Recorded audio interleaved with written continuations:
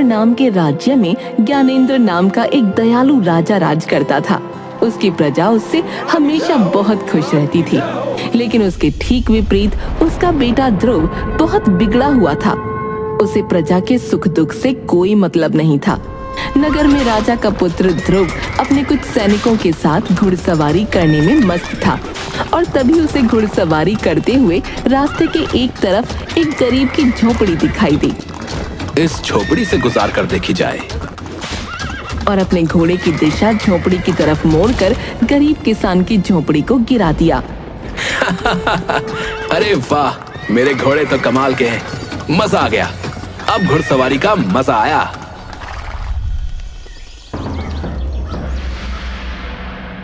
अगले दिन राजमहल में। क्या बात है मंत्री, ये शोर कैसा हो रहा है?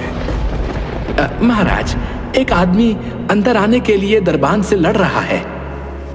अरे, अब ऐसा क्या हो गया जो वो इतना तड़प रहा है? उसे अंदर आने दो।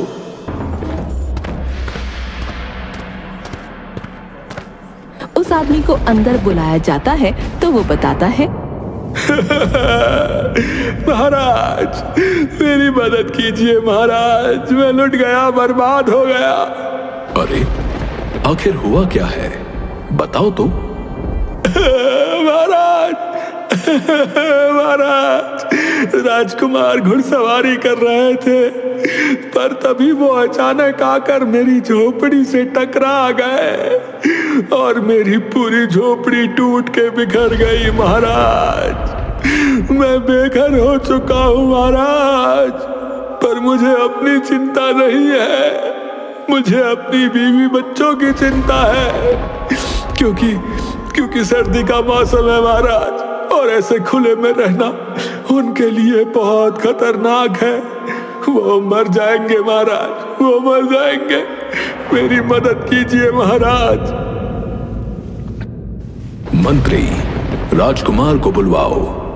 तुम चिंता मत करो, हमारे होते हुए अन्याय नहीं हो सकता, तुम्हें न्याय मिलेगा।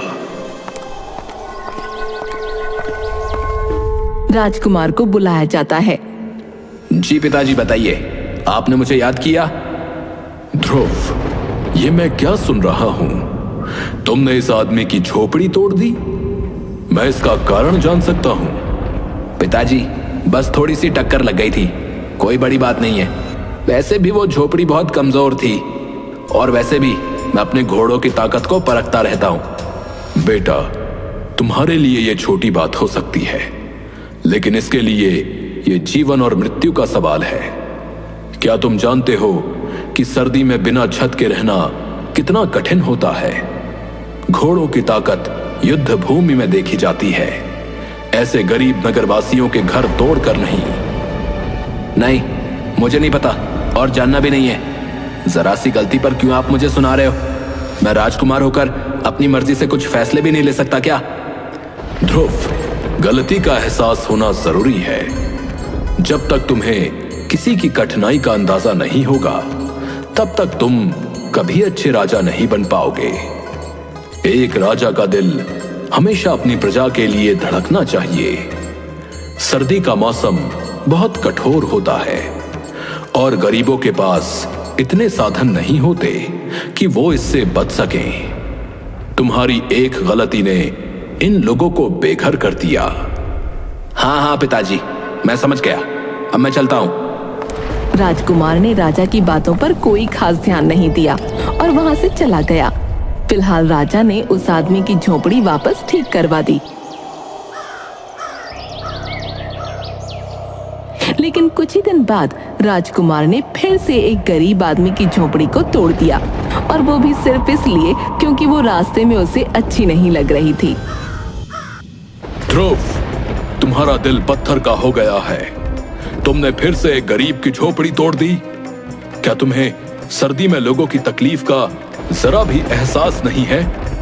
पिताजी, वो झोपड़ी रास्ते में थी, मेरा मन खराब होता था उसको देखकर। बस, बहुत हो गया। तुम्हें अपनी प्रजा की पीड़ा का कोई एहसास नहीं। अगर तुम में संवेदना नहीं है तो तुम राजा बनने के काबिल नहीं हो। अब तुम इस महल से निकल जाओ। जाओ और देखो कि गरीबों की सर्दी कैसी होती है। जब तुम उनकी तकलीफें खुद महसूस करोगे तब शायद तुम्हें समझ आएगा कि राजा का दिल कैसा होना चाहिए। आप मजाक कर रहे हैं ना? मैं राजकुमार हूं इस नगर का, आप मुझे नहीं निकाल सकते। तुम्हें हर बात मजाक ही लगती है, लेकिन ये मजाक नहीं है। चले जाओ यहां से। सिपाहियों, इसे महल से बाहर निकाल दो। अरे अरे मुझे हाथ मत लगाना पिताजी, आप ऐसा नहीं कर सकते पिताजी। राजा के आदेश पर राजकुमार को महल से बाहर निकाल दिया जाता है। वो पूरे दिन तो इधर उधर घूमता रहा, लेकिन रात होते ही उसे बहुत तेज सर्दी लगने लगी। अब तो काफी वक्त बीत गया। पिताजी ने दरबानों को आदेश दे दिया होगा कि मुझे अंदर आने दिया जाए। हाँ, अंदर चलकर देखता हूँ। वो महल में जाने की कोशिश करता है, पर दरबान उसे अंदर नहीं जाने देता। माफी चाहूंगा राजकुमार, लेकिन महाराज का आदेश है कि आपको अंदर न आने दिया जाए। अरे यार, मुझे लगा था शाम तक पिताजी का दिल पिघल जाएगा, पर ये तो बड़े सख्त हो गए। अब मैं कहाँ जाऊं? वो ठंड में ठिठुरता हुआ आगे चल पड़ता है। ठंड से उसकी हालत खराब हो रही थी। उसे समझ नहीं आ रहा था कि वो कहाँ जाए और क्या करे। तभी रास्ते में उसे मोहन मिला। अरे राजकुमार, आप इतनी ठंड में यहाँ क्यों टहल रहे हैं? तुम्हारी वजह से मेरे पिताजी ने मुझे महल से निकाल दिया। तो आइए, आप मेरे घर में आ जाइए। यहीं सामने मेरी झोपड़ी है, महाराज ने ठीक करवा दी थी। तुम अगर नहीं भी कहते ना तो भी मैं आने ही वाला था, क्योंकि तुम्हारी ही वजह से मैं बेघर हुआ हूँ। राजकुमार मोहन के साथ उसकी झोपड़ी में पहुंचता है, जहां उसकी पत्नी और बेटा उसका स्वागत करते हैं। अरे राजकुमार, आप आइए आइए। राजकुमार, आपके कपड़े तो बहुत सुंदर हैं। मैं इन्हें छूकर देख सकता हूँ क्या? ए, हाथ मत लगा। तुम लोग इतनी छोटी सी झोपड़ी में कैसे रहते हो? मैं कहाँ लेटूं? बिस्तर कहाँ है? मुझे क्या पता था कि मुझे ऐसे दिन भी देखने पड़ेंगे। हमारे पास बिस्तर नहीं है, हम नीचे ही लेटते हैं। ये लीजिए आपकी चादर, लेट जाइए। राजकुमार एक चादर लेके लेट तो जाता है, लेकिन उसे बहुत ज्यादा ठंड लगती है, तो वो उन तीनों की चादर भी उनसे छीन लेता है। लाओ, मुझे दो ये चादरें, मुझे ठंड लग रही है बहुत तेज। हे भगवान, कितनी ठंड है। ये नगरवासी इतनी ठंड में इस झोपड़ी में पता नहीं कैसे रहते हैं। राजकुमार तो 4 चादरें ओढ़कर सोता है और वो लोग रात भर ठंड से कंपकपाते रहते हैं। सुबह होते ही गंगा देखती है कि सूरज ठंड से कांप रहा है और उसका शरीर तप रहा है। सूरज को तो बहुत तेज बुखार हो गया है। अरे अरे मेरे बच्चे, क्या हो गया तुझे? वैद्य को बुलाइए। सूरज उठो बेटा। अजी सुनो ना, कुछ करिए, आप वैद्य जी को बुलाइए। पर गंगा, मेरे पास तो वैद्य को देने के लिए पैसे भी नहीं है। क्या हुआ? इतना शोर क्यों मचा रखा है? राजकुमार, सूरज को बहुत तेज बुखार हो गया है, पर हमारे पास इसका इलाज कराने के पैसे नहीं हैं। सूरज की हालत देखकर पहली बार राजकुमार को उन लोगों के लिए थोड़ा बुरा लगता है। हे भगवान, मैंने इनकी चादरें छीन ली। शायद इसी वजह से सूरज इतना बीमार हो गया। वो अपना हार उतार कर मोहन को देता है और कहता है, अब ये हार ले लो, इसे बेचकर सूरज का इलाज करवाओ। राजकुमार, ये तो बहुत कीमती है। हाँ, पर यह सूरज के जीवन से ज्यादा कीमती नहीं है। जल्दी जाओ, वैद्य को बुलाओ, और हाँ, बाजार से कुछ कंबल और बिस्तर भी खरीद लेना। राजकुमार, आपने हमारी जान बचा ली, भगवान आपका भला करें। मोहन सूरज का इलाज करवाता है और साथ ही कुछ कंबल और बिस्तर भी ले आता है। अगले दिन राजा राजकुमार से मिलने आता है। ध्रुव, अब कुछ समझ आया कि नहीं? महल की याद आ रही है? मुझे महल की कोई जरूरत नहीं है, मैं यहाँ ठीक हूँ, आप जा सकते हैं। ये घमंड सही नहीं है ध्रुव, पर ठीक है, जब तक तुम्हारा मस्तिष्क ठीक नहीं होता यहीं रहो। धन्यवाद, पर मैं अपनी जगह पर खुश हूं। राजा वापस महल लौट जाता है। उसी रात अचानक एक भयानक तूफान आता है। हवा की जोरदार आवाज से झोपड़ी हिलने लगती है और कुछ ही पलों में झोपड़ी टूटकर बिखर जाती है। मोहन, उसकी पत्नी, बेटा और राजकुमार सभी खुले आसमान के नीचे ठंड से कांपने लगते हैं। हे भगवान, अब हम क्या करेंगे? ये रात कैसे गुजारेंगे? माँ, बहुत ठंड लग रही है। गंगा, हमारे हाथ में कुछ भी नहीं है जो कर सके। अब बस इस रात को किसी तरह काटना होगा। ये ठंड इतनी कठोर है, कैसे सहते हो तुम लोग इसे रोज? हम तो जैसे तैसे हर रात गुजार लेते हैं, लेकिन आज की रात तो बहुत भयानक है।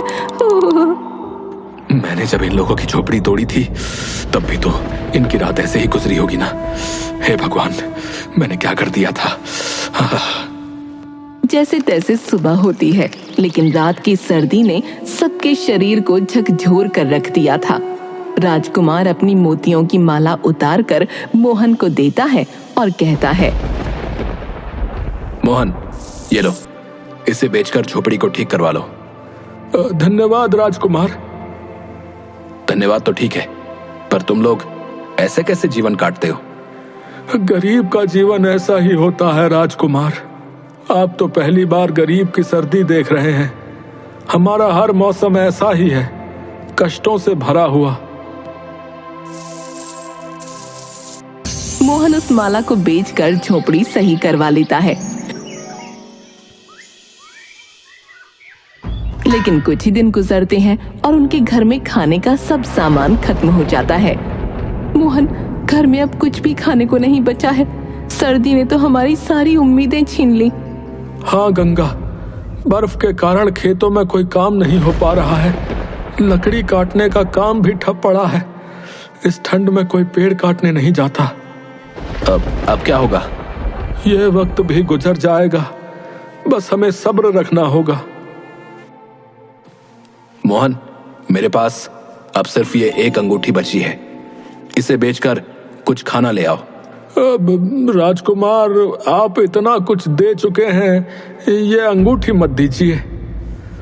मोहन, ये समय सोचने का नहीं है। जाओ, इसे बेचकर खाने का इंतजाम करो। मोहन अंगूठी बेचकर खाना ले आता है। 1-2 हफ्तों तक वो खाना चलता है, लेकिन फिर सब कुछ खत्म हो जाता है। अब न मोहन के पास कुछ बचा था, न ही राजकुमार के पास। अब तो खाने को भी कुछ नहीं बचा। आगे की सर्दी कैसे काटेंगे? क्या यहाँ कोई ऐसा काम नहीं होता जिससे कुछ पैसे कमाए जा सके? यहाँ तो इस सर्दी में कोई काम नहीं होता, पर शहर में कुछ काम मिल सकता है, लेकिन वहां जाना आसान नहीं होगा। मोहन, हमें कुछ तो करना होगा।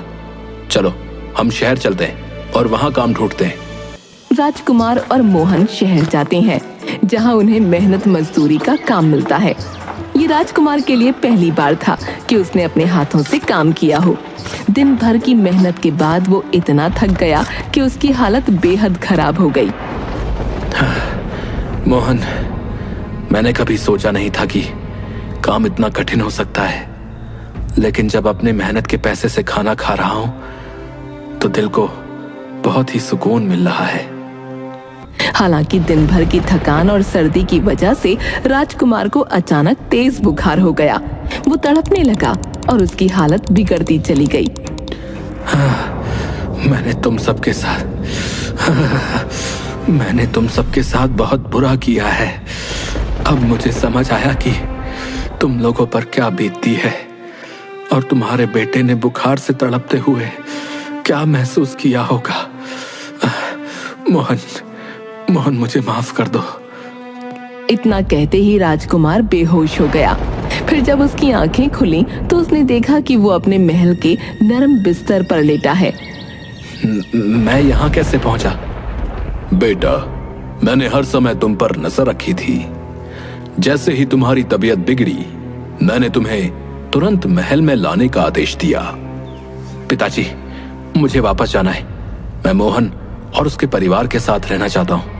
नहीं बेटा, अब तुम जान चुके हो कि गरीबों का जीवन कितना कठिन होता है। तुमने उनकी परेशानियां महसूस की हैं। अब तुम्हारा यह कर्तव्य है कि तुम एक अच्छे राजा बनो और उनकी भलाई के लिए काम करो। राजकुमार को राजा की बात समझ आई। उसने तय किया कि वो अपने राज्य के गरीब लोगों की मदद करेगा। हाँ पिताजी, अब मैं समझ गया हूं कि असली राजा वो होता है जो अपने लोगों की तकलीफों को समझे और उनका समाधान करे। मैं वचन देता हूं कि इस सर्दी के खत्म होने से पहले मैं गरीबों के लिए गर्म कपड़े, कंबल और बेहतर आवास की व्यवस्था करूंगा। राजकुमार ने अपने वचन को निभाया। उसने गरीबों के लिए न सिर्फ गर्म कपड़ों की व्यवस्था की, बल्कि उनके लिए नए घर भी बनवाए और नए रोजगार के अवसर भी दिए। राजकुमार के इस कदम से राज्य के लोगों का जीवन बेहतर हुआ और उन्होंने अपने राजा की दिल से सराहना की।